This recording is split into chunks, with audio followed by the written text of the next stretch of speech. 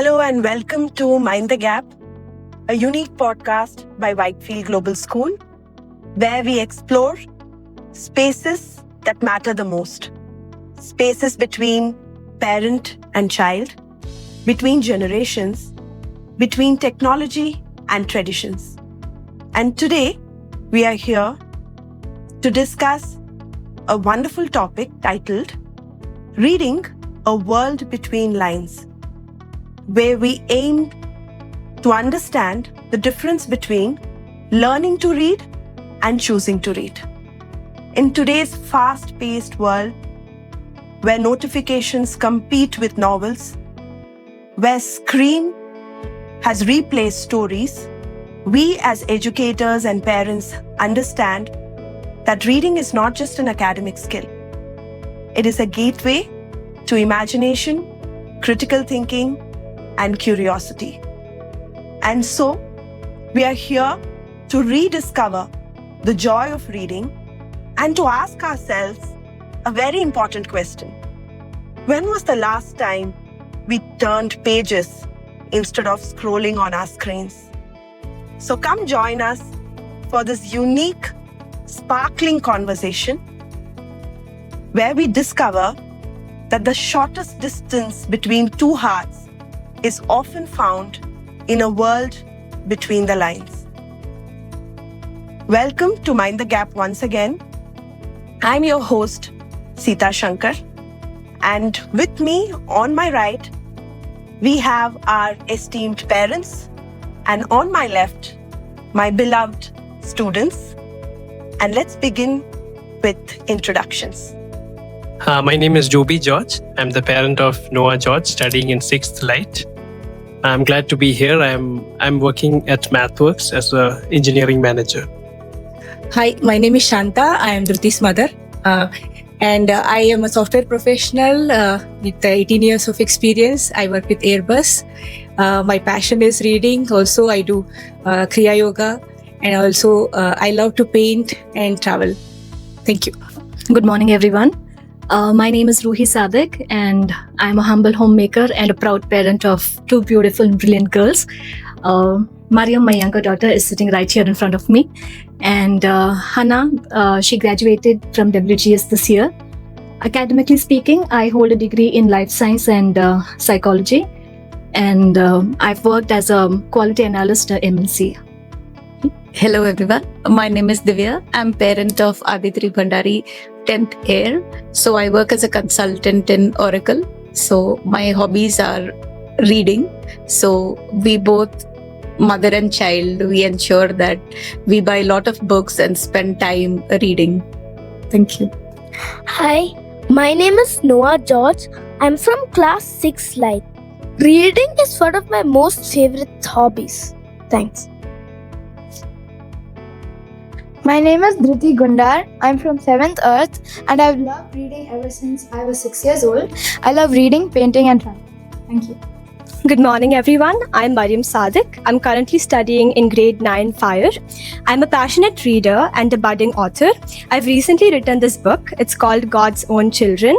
I've had the joy of experiencing reading both from a reader's perspective as well as an author. And I'm really glad to be a part of this podcast.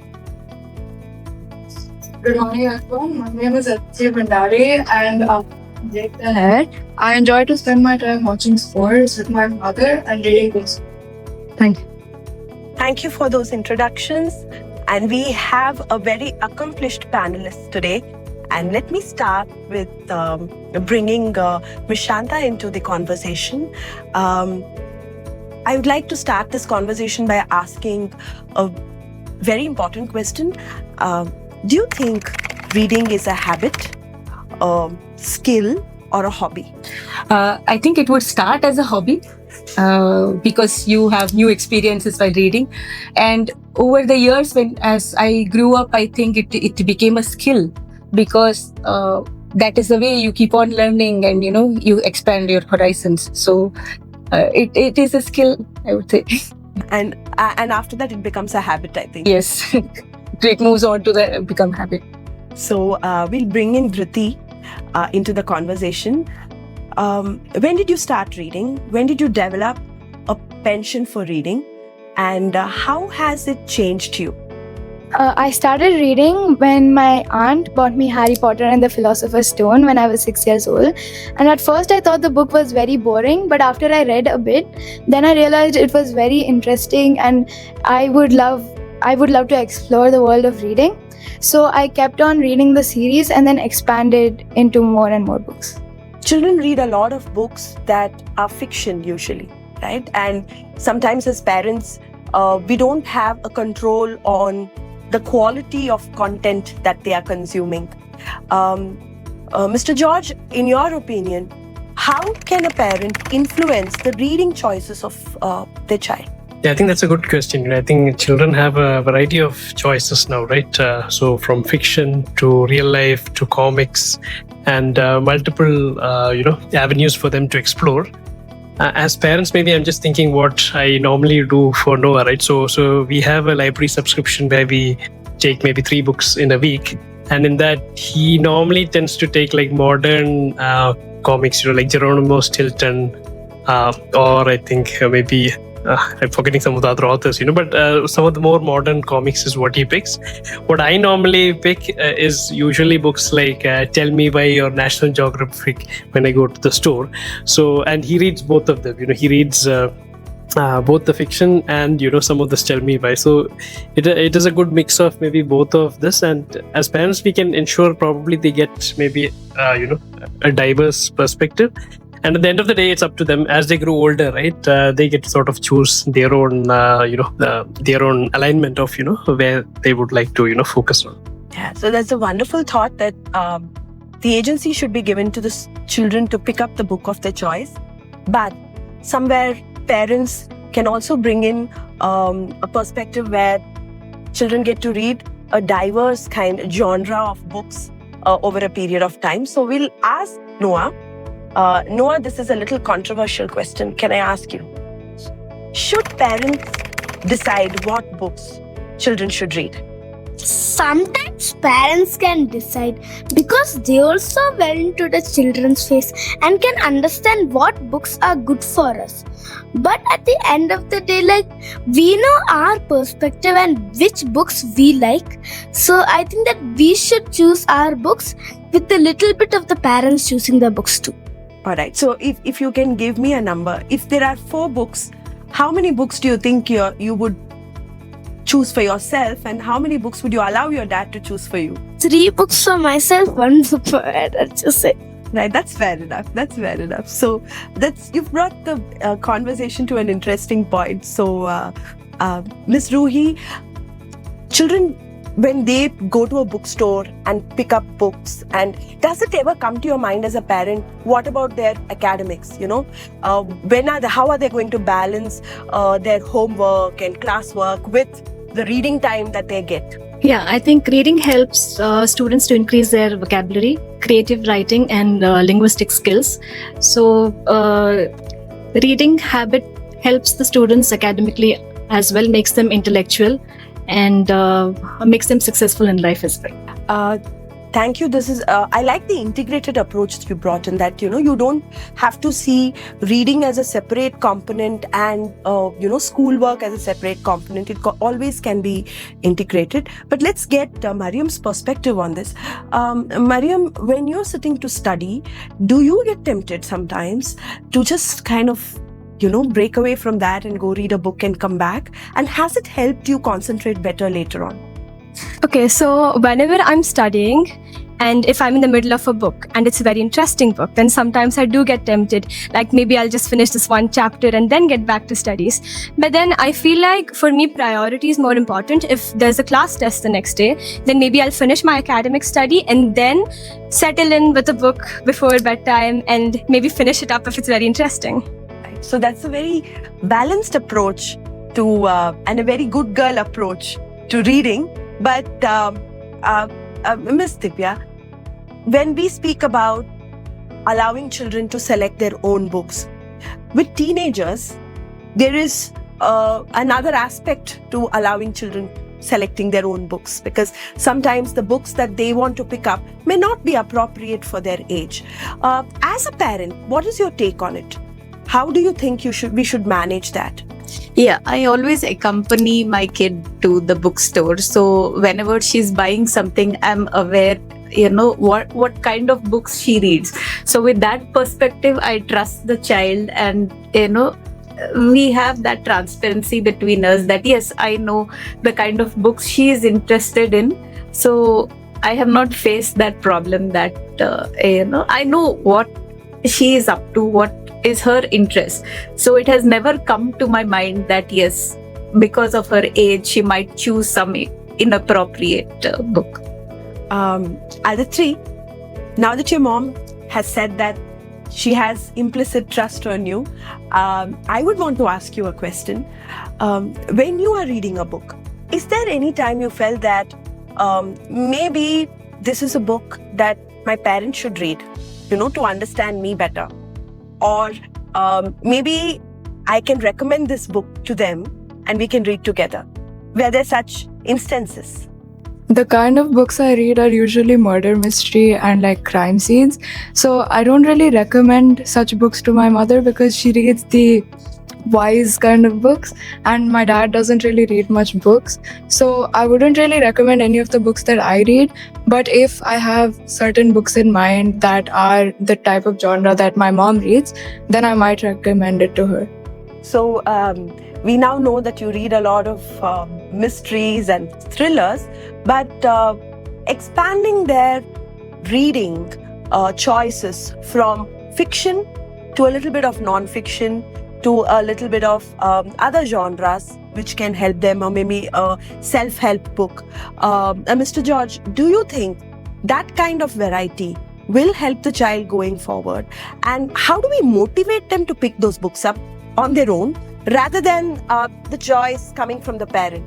Yeah, definitely. I feel having those perspectives, right, as they're growing up, from children to teenage to adults, right? They might start with comics, then murder mysteries, and then they could potentially move on to autobiographies and stories, real life stories, moving from fiction to non-fiction. And during that process, I think what maybe a lot of these books bring in is learnings from other people's lives that come into these children, right? So we are in school, we are at home, and we are sort of limited to our friend circle, and having these sort of perspectives built over the years, right, it gets you an additional layer of thought, and that is going to help both children and adults as we step out and interact with other people. That's so true. And somewhere that motivation to read non-fiction needs to come into children from what the parents are also reading, and probably the sharing between the parent and the child about what they have read and how it has impacted them. So Noah, if you could pick any book, all right, that you've read in the past year or two, can you tell me which book has impacted you the most and what have you learned from it? I would think one of the Sudha Murthy real life books I've read has impacted me the most because it taught me to look around in my surroundings and see the joy and suffering at the same time of people. So profound, right? So that's what reading does to us. So when you read, the way you think, the way you feel about the world around you definitely changes. So, Miss Divya, have you had instances wherein you felt that my child is more wise for her years, and the reading has brought in that? And what difference do you see in a child who is a reader and a non-reader?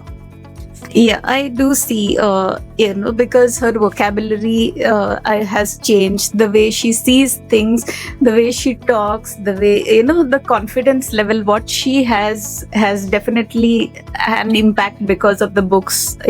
I myself will be shocked at times to see what, the things coming out of her.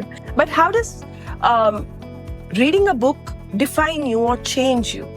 There must be something that you gather out of it, right? Like a life skill.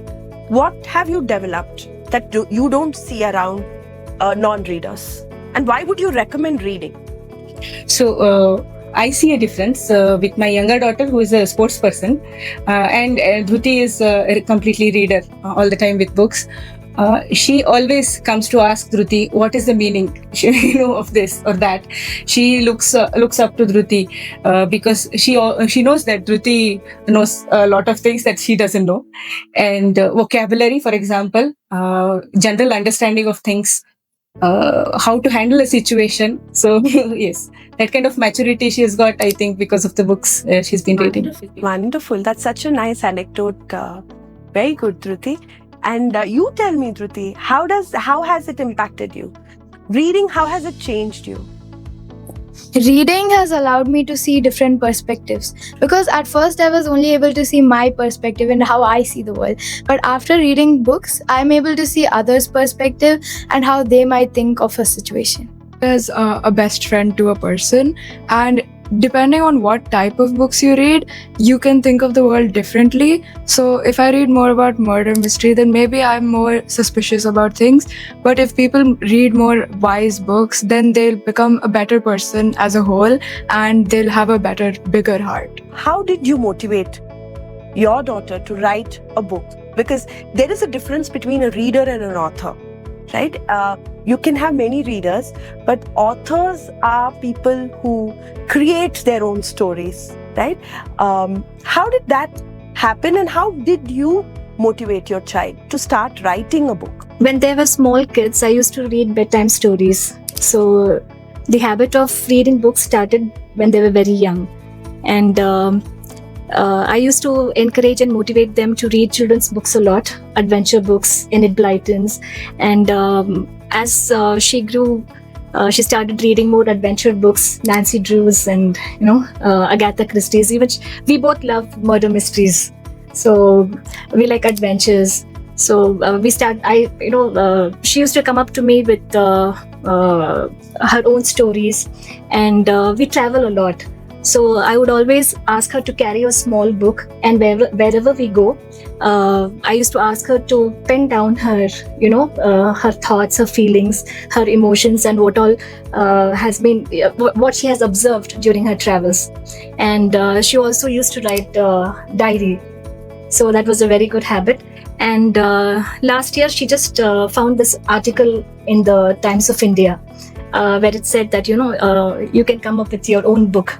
And at that time, since the war was going on between the Palestinian war, she thought that it was a very good idea to write something about it.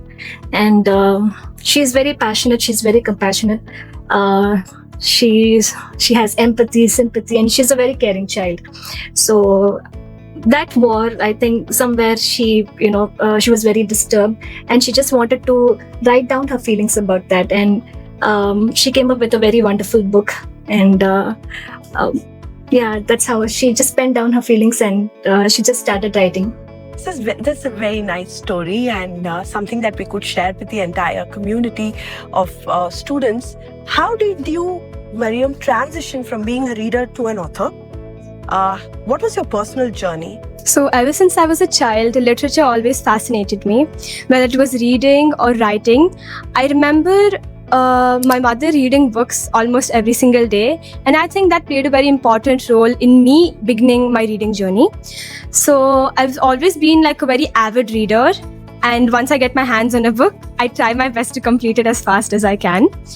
And ever since I was a child, I've always had, I wanted to write something. That has always been something that I wanted to do.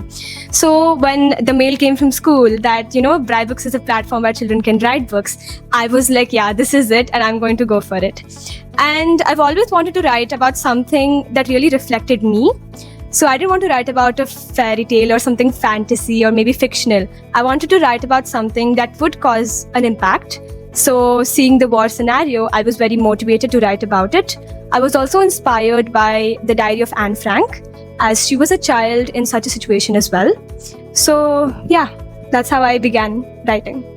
It's wonderful to hear. And not many children take their hobby and make it into a skill and take it further on and become authors. And for that, kudos to you.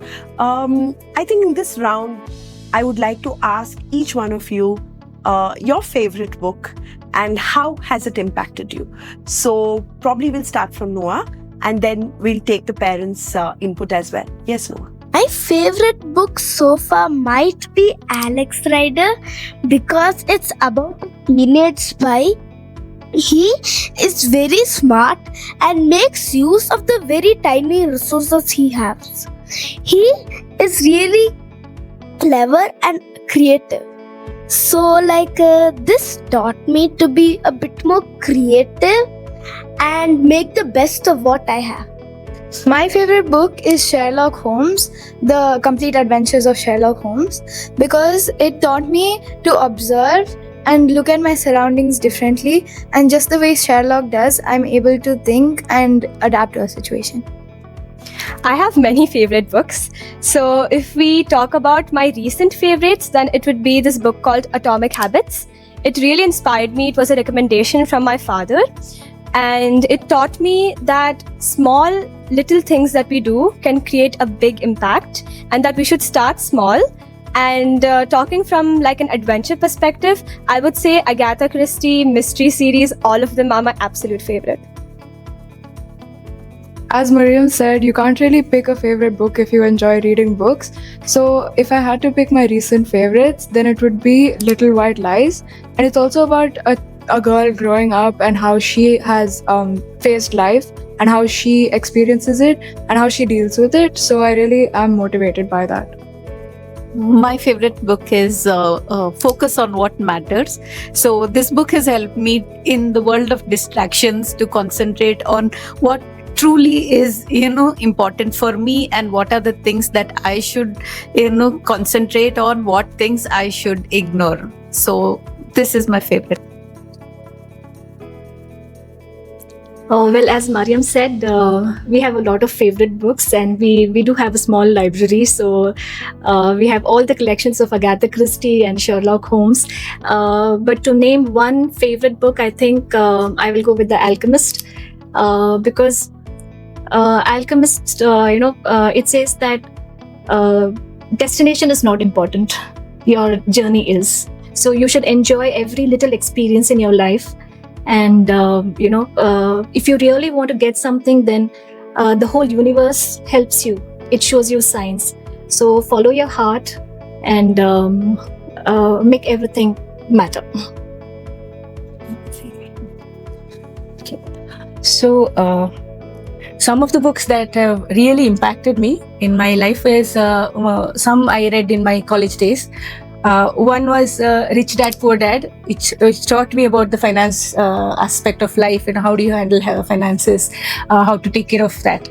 I also read a book called Road Less Traveled. It was by Scott Peck. It's a psychology book, and it is a profound book, and I keep rereading it because what are the things that you value, or what are the things that makes a good life? It talks about that.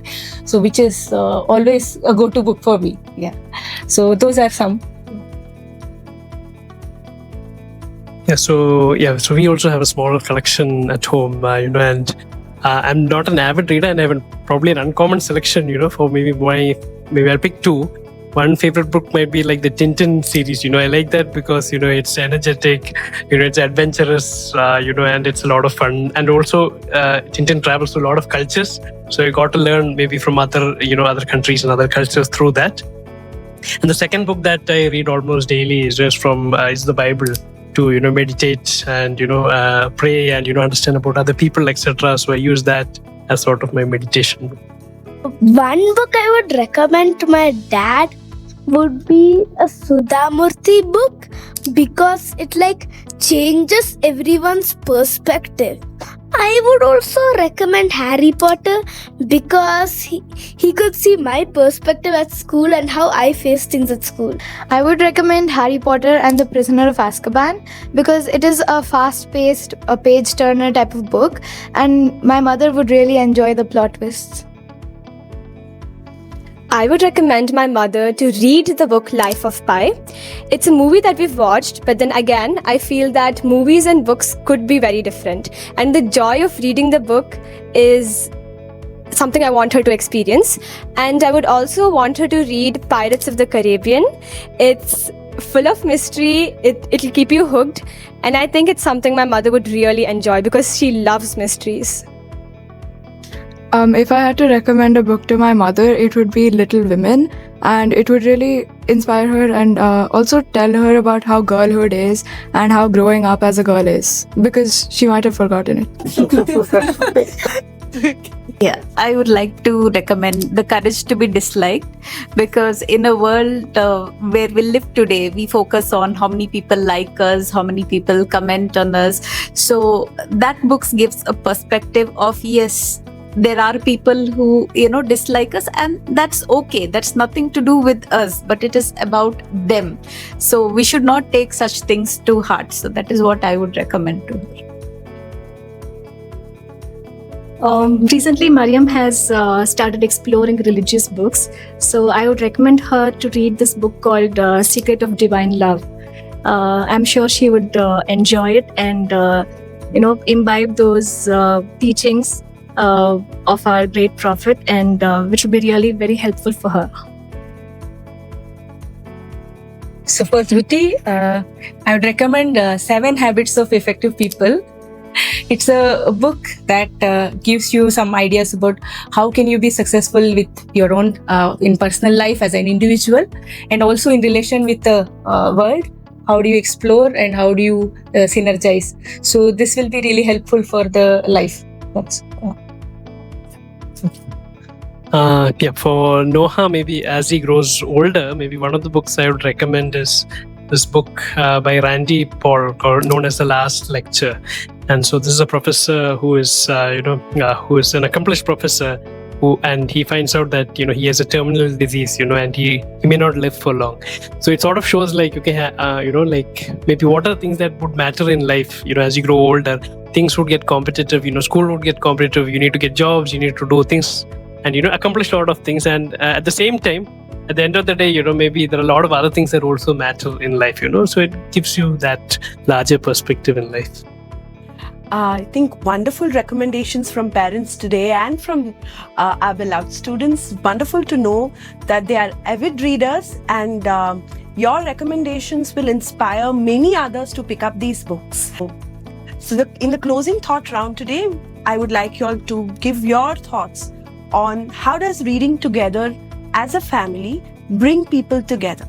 It all starts with going together to buy books. So, as a family, we go to the book section. So the kid goes, explores on her own. So we go. So it starts from there is what I feel.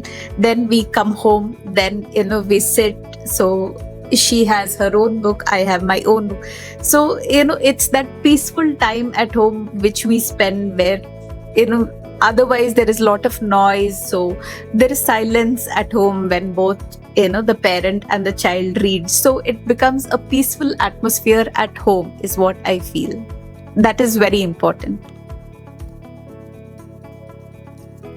I think reading together helps both parent and child to spend quality time together and exchange their thoughts, their feelings, their emotions, and share their experiences on a day-to-day basis.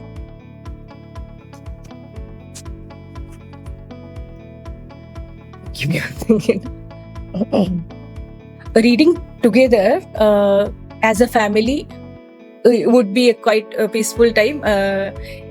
I think my younger daughter is also sitting at one place and reading, which is very lovely to see. It is a bonding between parents and children. As they grow into their own individuals, we may not be in touch with all of their personality aspects. We need to find things that we can do together and enjoy, and reading is one of them. So it's great. Yeah, I would say, this is a real challenging aspect, in the times that we are in, right? How do you spend time together as a family reading, right? You're competing with a lot of other factors, screen time, TV time, study time, etc., right? At the same time, I could see value in this, maybe once a week, or one day in a week where the family gets, past dinner and things like that, where, everybody has sort of their own book where they read, and then at the end of that session, right, maybe there's a chance of sharing what they got out of that, what did they read, and that's the way, like, maybe both for parent and child, right, certain things about what they like, what they don't like, we'll slowly uncover through those, multiple sessions. So I may be looking forward to that. I haven't done that yet, but this is a good idea. I think that reading together might be like a good bonding time, because we will have like less stress and we will be really peaceful. We could also improve our creativity a bit. And then at the end of the day, we can like share our lessons with our family and learn together. I think reading together both increases our bond like among the family, and it also increases our interest in reading, because when my mom and I read together, she knows what books I'm interested in, and she's got me into reading non-fiction like Ikigai for Teens, and I've also recommended some books to my mother. In my family, everyone's common hobby is reading. So I think sitting together and celebrating that hobby would be a real joy, where we could just recommend books to each other, exchange our, thoughts, like how did you feel the ending should have been and which character we liked the most. We could give our reviews on the book, the lessons we learned, and I think it would be something that we should start practicing. It would be really fun. As everyone said, reading together will develop the bond and make it better. And I also think if there's a funny part in the book and you share it after the reading session, then maybe your humor will grow together and you might understand each other better. Thank you, panelists. Thank you, parents. Thank you, children, for this wonderful session. It's amazing to listen to you all and understand you all. And it's amazing to get a picture of what you think. Right? And reading is something that takes us there to a place which is just our own. And like Mariam said, that movies and books are not the same, because your imagination, I think, is much greater than what a movie can actually picture. So on that note, we come to an end to this very interesting and engaging conversation on books today and reading. And like we all understand and know that reading is not just a hobby. Reading is something beyond that brings people together. And perhaps when I listen to the conversation today, perhaps the gap between generation is not as wide as we think. Maybe all it takes is a book on a coffee table, a bedtime story, or just a simple question, what are you reading? So at Whitefield Global School, we always believe that every page turned creates a lifelong learner. And when families read together, they not just create thinkers or dreamers, but also create lasting memories. So thank you once again for joining us on this episode. We'll meet you in the next episode. And until then, keep reading and mind the gap.